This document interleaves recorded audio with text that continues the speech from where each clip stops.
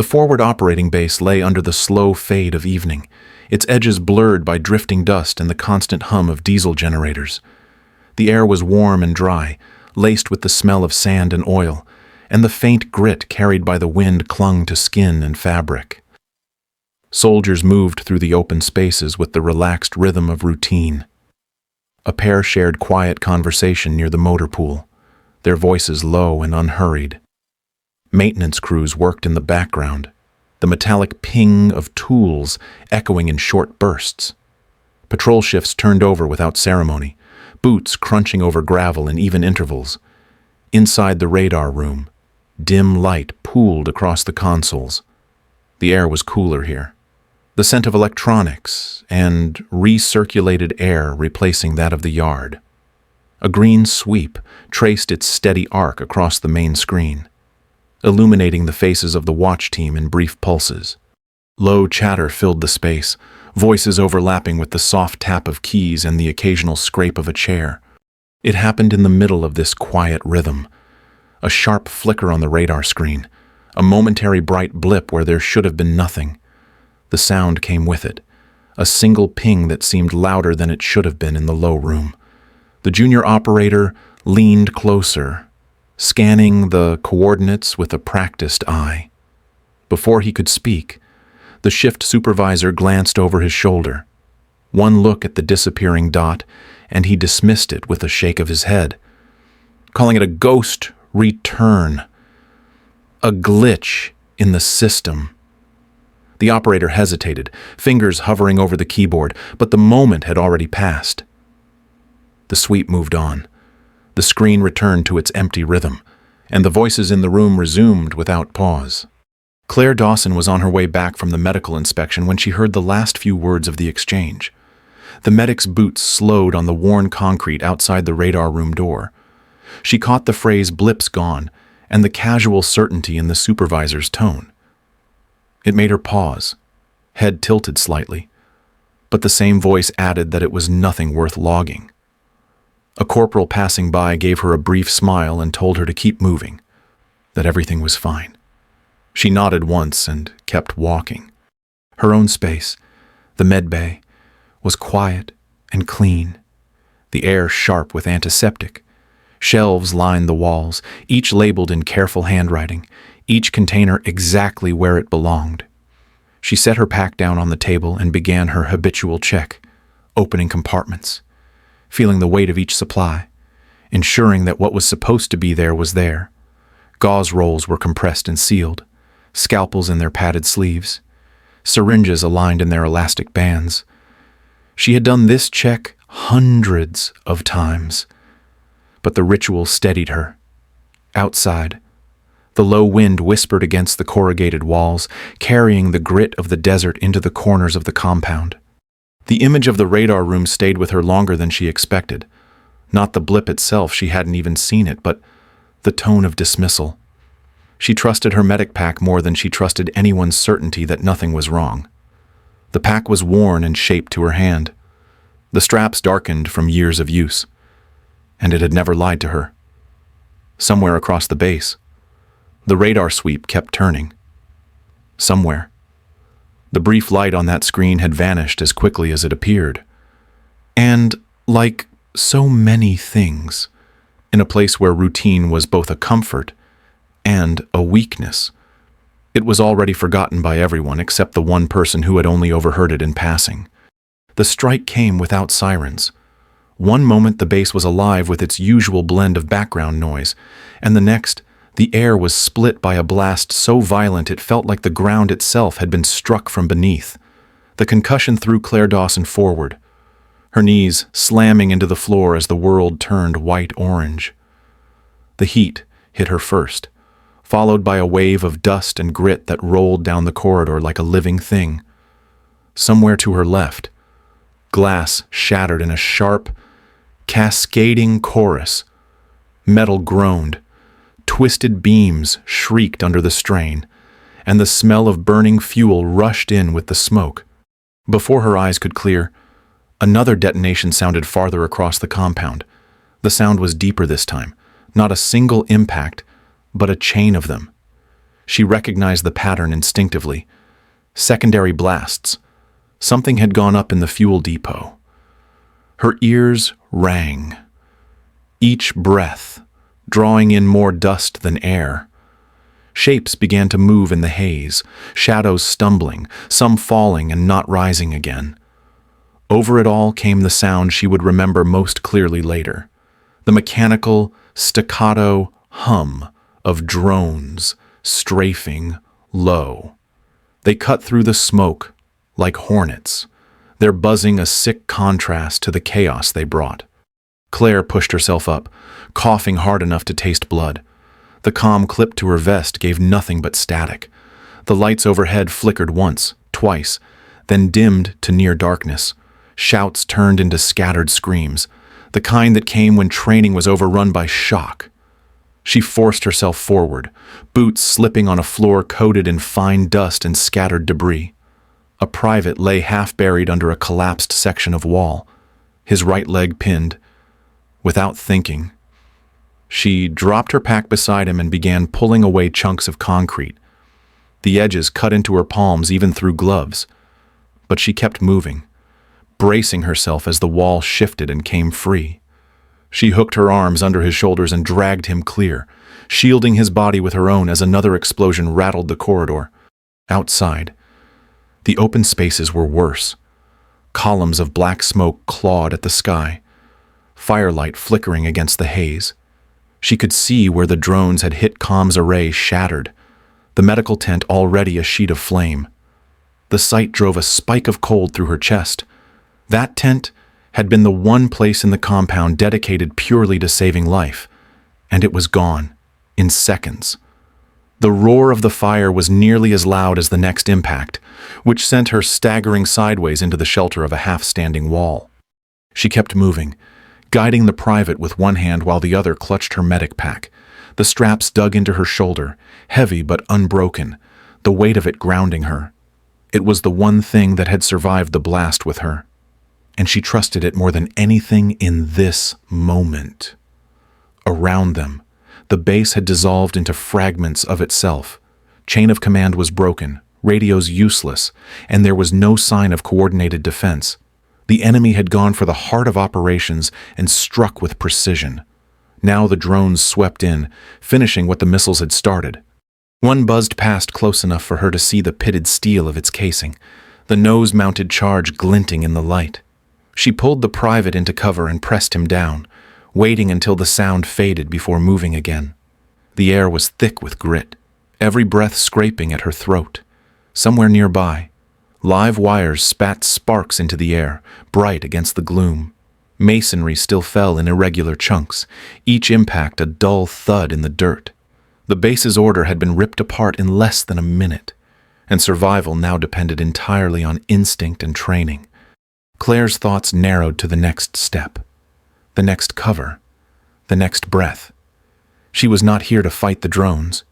She was here to keep people alive. That was the measure she carried, the only one that mattered. Somewhere ahead, past the smoke and fire, she knew there would be others pinned or bleeding. Her job was to reach them, one at a time if that was what it took. The signal that no one had noticed had become the disaster no one could stop. And in its wake, she was already moving toward the next life that could still be saved. Claire climbed the narrow set of metal stairs to a damaged watch platform, her boots ringing against each step. The higher vantage gave her a view across the forward operating base. And it was worse than she expected. Fires burned in at least 4 separate sectors, their black smoke climbing into the heat-blurred sky. Through the gaps in the haze, she saw figures moving in disjointed patterns, some trying to fight the fires, others simply trying to get clear. Sporadic bursts of gunfire cracked from somewhere beyond the vehicle yard, their echo swallowed by the low, insect-like buzz of drones that still prowled the air. The comms towers were dead silhouettes, their frames twisted and cables hanging like snapped veins. No one was giving orders. No one was coordinating rescues. If help was coming, it was not here yet, and the wounded were stranded where they had fallen. Her eyes swept the wreckage and caught on a patch of tan metal just beyond the shadow of a collapsed wall. She moved toward it, weaving between chunks of masonry until she stood beside a Humvee half buried in debris. The windshield was fractured into a spiderweb of cracks. One tire sagged low to the ground, and soot streaked the doors. When she pulled the handle, it opened. The keys hung from the ignition. She glanced around once, then slid behind the wheel. The engine coughed, sputtered, and then caught. The smell of burnt wiring mixed with stale dust and diesel. On the floor, a few spent shell casings rattled as the vehicle shuddered to life. She wasted no time. The medic pack went on the passenger seat, straps looped to keep it from sliding. She threw in triage supplies from a nearby crate, her hands moving fast but deliberate IV bags, bandages, splints. Then she shifted into gear and turned the Humvee toward the first set of cries she could hear over the idle. The route was brutal. Smoking craters forced her into tight detours, the tires crunching over scattered rubble. A sheet of corrugated metal dropped from a nearby wall and clanged against the road just meters from her bumper. She swerved around it, the cracked windshield cutting the view into distorted fragments. A drone buzzed past low, but it veered away toward another target. Claire pushed on. She found them at the edge of the old motor pool, a pair of soldiers pinned beneath a section of collapsed roofing. One was semi-conscious, blood seeping from a deep shrapnel cut along his temple. The other was dazed but awake, his arm twisted at an unnatural angle. Claire killed the engine, grabbed her pack, and slid to her knees in the dust. The heat from nearby fires pressed against her back. She cleared debris from the first man's head and neck, checked his airway, and began wrapping the wound. Her hands moved with quick precision, tightening the bandage until the bleeding slowed. She shifted to the second man, stabilizing his arm with a makeshift splint before signaling for them to hold still. Dragging them to the Humvee was slow, punishing work. Her legs strained as she hauled their weight across uneven ground, careful to keep them low in case of incoming fire. The semi-conscious soldier moaned once but didn't resist. She got them into the back, braced against what was left of the seat frame, then returned to the driver's side. The trip back was worse. Falling debris forced her into a weaving path, and twice she had to slam the brakes to avoid rubble collapsing across the road. The low drone buzz was closer now, and she could feel the pressure in her chest as one zipped overhead. She ducked instinctively, but kept driving. The Humvee jolted over broken pavement, its frame groaning. Inside, the smell of smoke thickened, the medic pack beside her streaked with dust. She brought the vehicle to a stop beside a partially intact shelter, where a few uninjured soldiers had gathered. Without waiting for thanks, she jumped out, guided the wounded inside, and gave quick instructions for their care. Then she turned back toward the Humvee. The fires were still burning. The drones were still out there. No one was coming to tell her where to go next. That was her choice now, and she had already made it. The mission was whatever she decided it was. And right now, it was simple. Find the next survivor before the next drone did. The Humvee rattled as Claire pushed it back into gear, the cracked windshield throwing lines of fractured light across her vision. The first run had proven the vehicle could still move, and that was enough. She turned it toward the next plume of smoke, navigating the jagged landscape of craters and collapsed walls. The steering felt heavier now, and the low tire groaned with every turn, but she kept her hands steady on the wheel. Ahead, the skeletal frame of a guard tower leaned at an impossible angle. A drone buzzed low from her right, its shadow gliding over the hood before it vanished behind a wall. She was halfway past the tower when the top exploded in a sharp burst of fire and debris. The blast wave slammed into the Humvee's side, rocking it so hard her shoulder struck the door. She gritted her teeth, powered through, and cleared the debris field before the next strike came. She noticed the pattern on her second approach, how the drones shifted when she accelerated in open space. Closing in with mechanical precision, they were drawn to movement. The realization changed her driving. She slowed at exposed intersections, rolling just enough to avoid stalling. using chunks of wreckage and smoking hulks of vehicles as intermittent cover. Once, she killed the engine entirely, crouching low in her seat as a drone passed close enough to hear the faint vibration of its rotors. When it moved on, she restarted the Humvee and rolled forward, the engine coughing before settling into its rough idle. The second run brought her to the remains of a storage bay. Inside, she found a soldier trapped under a collapsed rack of gear. His leg was pinned beneath a steel beam, the floor slick with spilled hydraulic fluid. She worked the beam free, her gloves sliding on the oily surface. The ride back to shelter was slower, every turn calculated to keep them out of sight. She delivered him to the same group she had dropped the first two soldiers with, pausing only to swap out spent supplies before heading back out. The third run tested everything. A pinned fire team had taken cover in a shallow depression beyond the shattered east gate. Getting to them meant weaving through the wreckage of a vehicle convoy.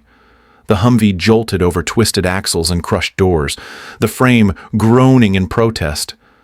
Small arms fire cracked from somewhere in the haze, and the sharp mechanical buzz of drones blended into the chaos. When she reached the fire team, she saw immediately why they could not move. A sergeant lay flat on his back, one leg bent awkwardly, blood pulsing bright from a wound high on his thigh. The sight tightened her chest. This was arterial bleeding, and seconds mattered. She slid from the Humvee, dropping to her knees beside him. Gravel dug into her shins, and the air stank of gunpowder and burning rubber. She tore open her pack, pulling out a tourniquet and antiseptic.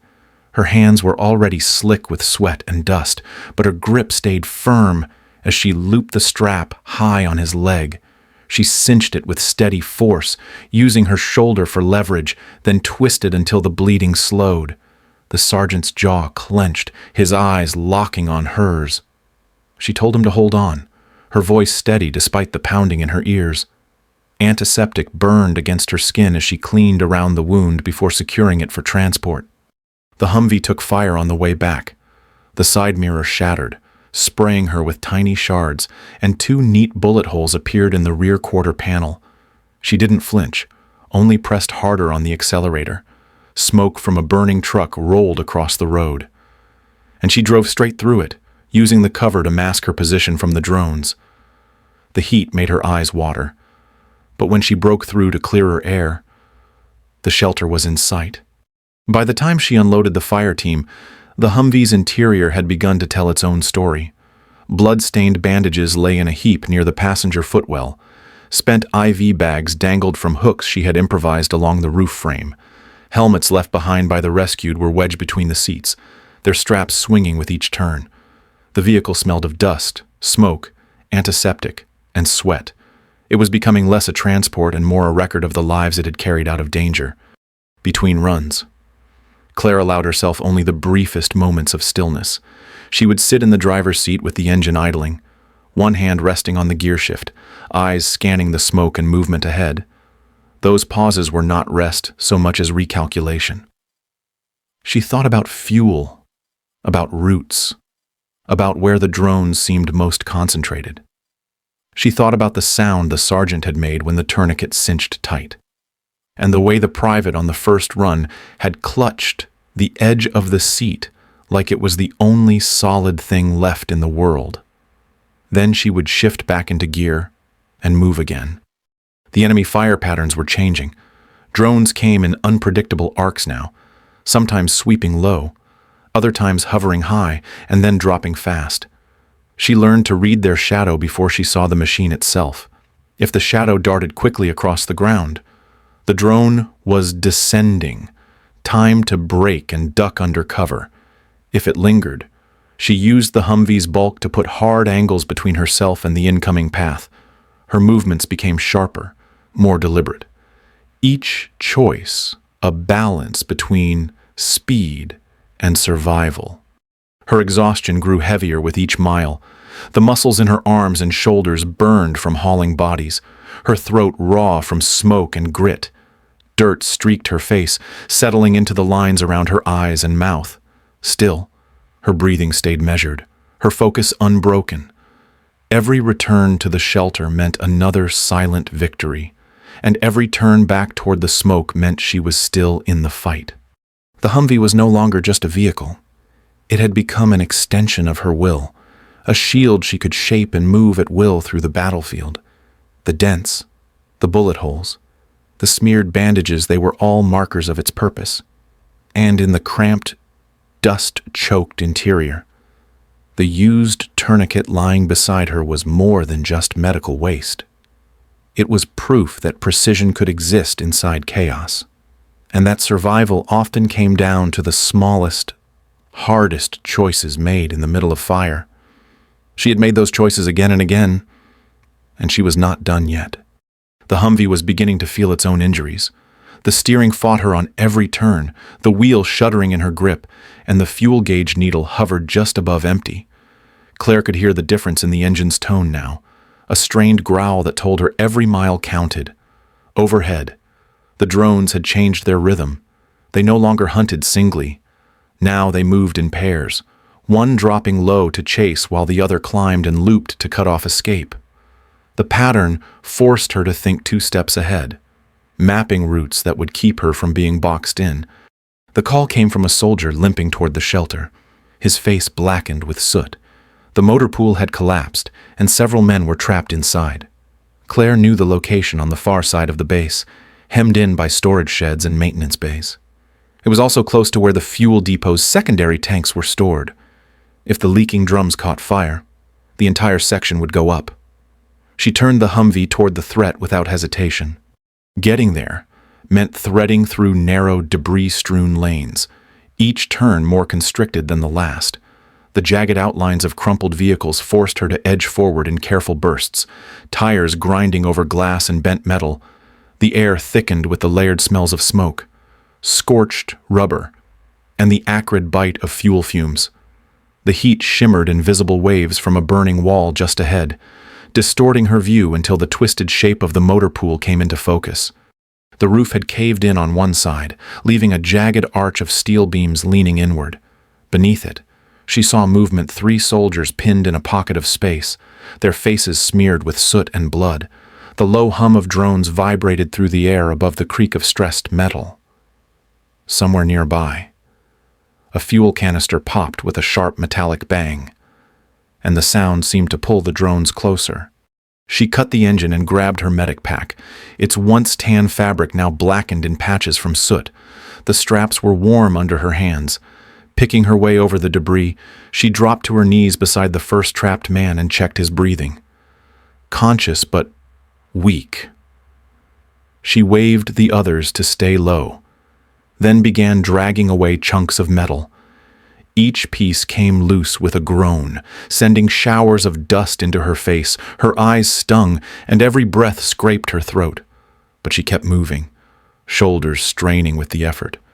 The heat inside the wreckage was suffocating, the kind that pressed against her chest and made every movement heavier.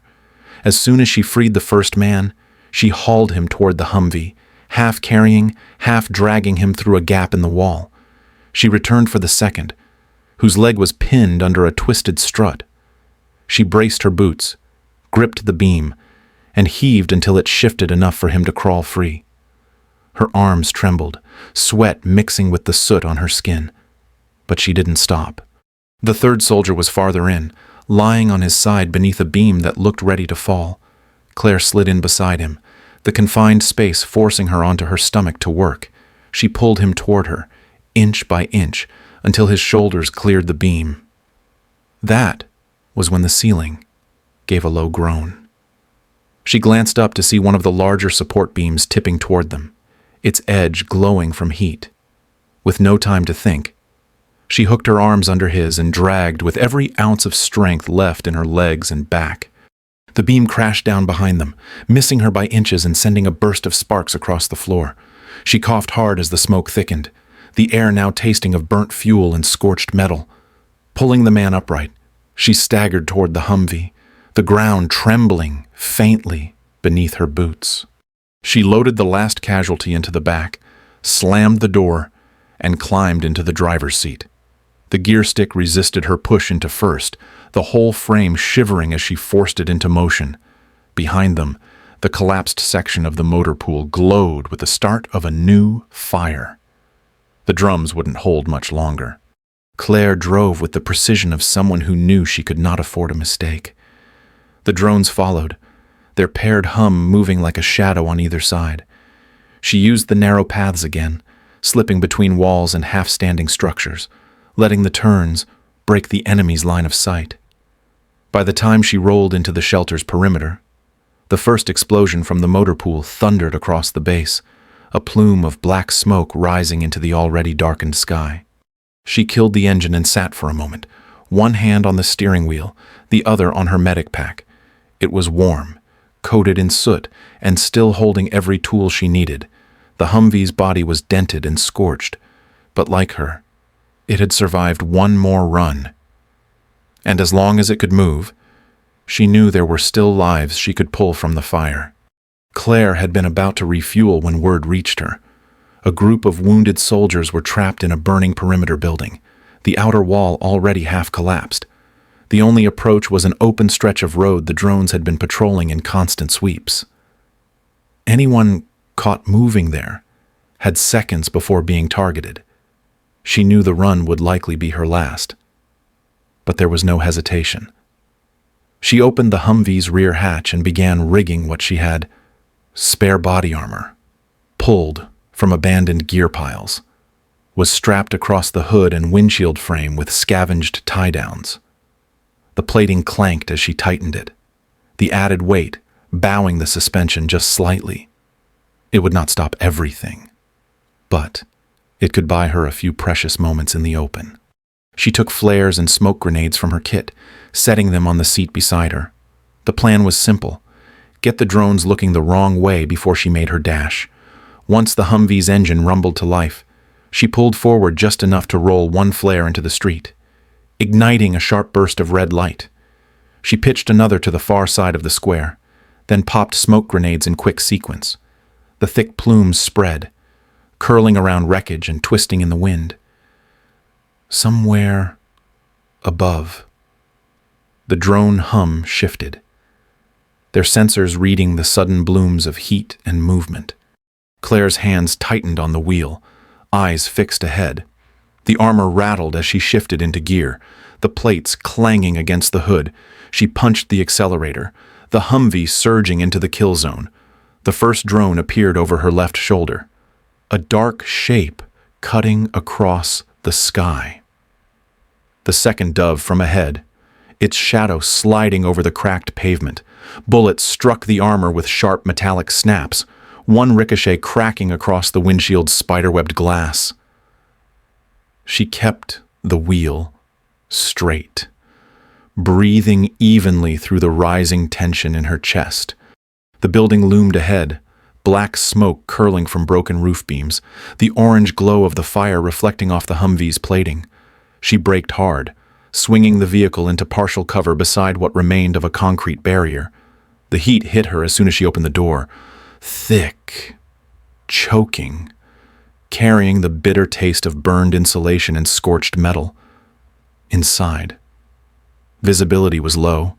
The ceiling sagged in places, debris littering the floor. She found the first of the wounded leaning against a wall, barely conscious. Another lay flat, his uniform scorched, breath coming in shallow pulls. At the far end, the young communications specialist she recognized from the radar room sat slumped, headset cracked and hanging around his neck. He looked up at her with glassy eyes, the memory of his earlier dismissal unspoken but present. Claire moved quickly, keeping her voice low and steady as she hauled each man toward the Humvee.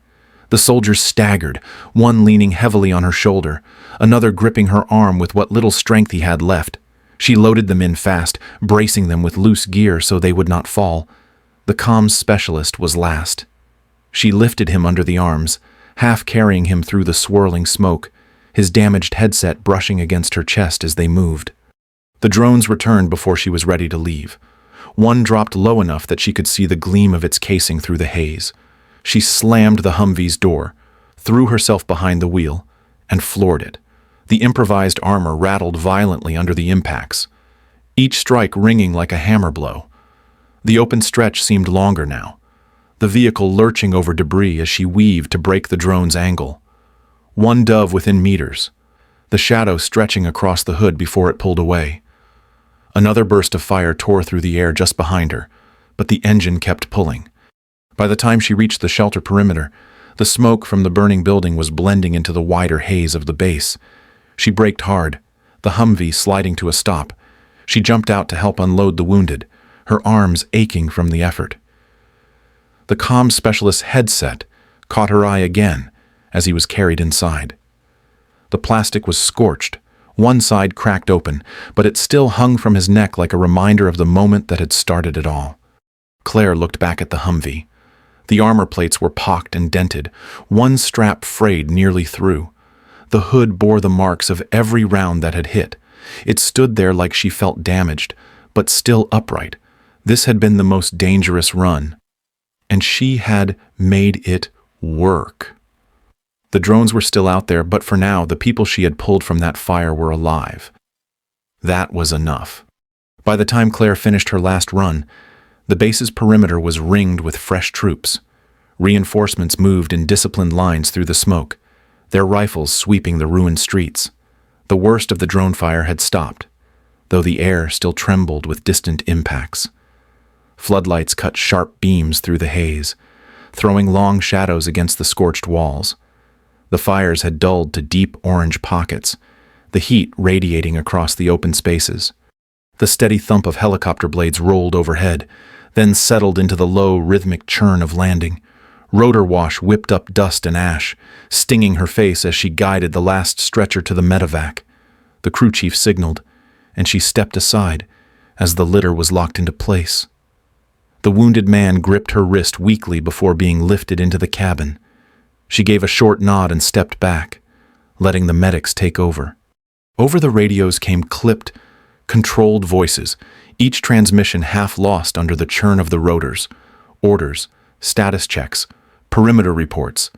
The language of after-action work had begun. Somewhere behind those words, Claire knew. The official version of what had happened was already forming. There would be mentions of rapid reinforcement, of coordinated defense, of successful evacuations under fire. Her repeated solo runs would dissolve into the background. It didn't matter. The people she'd carried out of the wreckage were alive, and that was the only record she cared to keep. She crossed the open space toward where she had left the Humvee. In the stark floodlight, the vehicle looked like a relic pulled from some long-buried battlefield. Bullet holes freckled the doors, soot streaked every surface, and the makeshift armor sagged where its straps had been burned through. The windshield was a fractured mosaic of impacts, its web of cracks catching the light. Inside, the seats were marked with dried blood and dust, the floor scattered with empty IV bags and crumpled bandages. Claire opened the passenger door and reached for her medic pack. The fabric was stained dark in places, the zippers gritty with ash, but the weight felt right. She unzipped one compartment, glanced over the contents, and closed it again. Still intact, still ready. She swung it onto her shoulder and stepped back, letting the door fall shut. The sound was muffled under the constant wash of wind from the helicopters. The walk to the triage area was unhurried. Her boots pressed into the ash-coated ground without leaving much trace.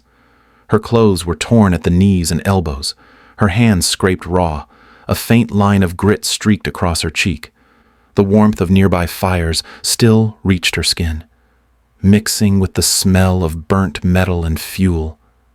She did not limp, though every muscle in her body protested the movement. Under the glare of the floodlights, the makeshift medical post bustled with motion. Voices murmured, some calm, some urgent, and the faint groans of the wounded rose between them. Claire stepped into the flow without pause, setting her pack down on a cot and opening it for the next task. She didn't look back at the Humvee. It would stand where she left it, a scarred monument to the hours when no one else could make those runs. The battle was over for now. but there would always be someone who needed pulling from the fire. She was ready,